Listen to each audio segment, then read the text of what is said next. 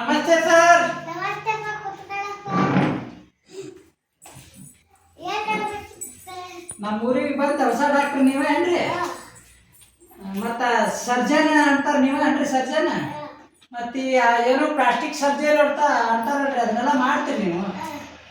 ಹಂಗಾದ್ರೆ ಇದು plastic surgery ಮಾಡಿಸ್ಬೇಕಾದ್ರೆ ಎಷ್ಟು ಖರ್ಚಾಗತ್ತೆ ರೀ?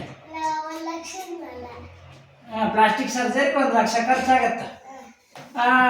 ಮತ್ತು ಈ ಪ್ಲಾಸ್ಟಿಕ್ ಸರ್ಜರಿ ಅಂದ್ರೆ ಪ್ಲಾಸ್ಟಿಕ್ ಅದು ಕೊಟ್ಟರೆ ಎಷ್ಟು ಕಡಿಮೆ ಆಗ್ಬೋದಲ್ರಿ?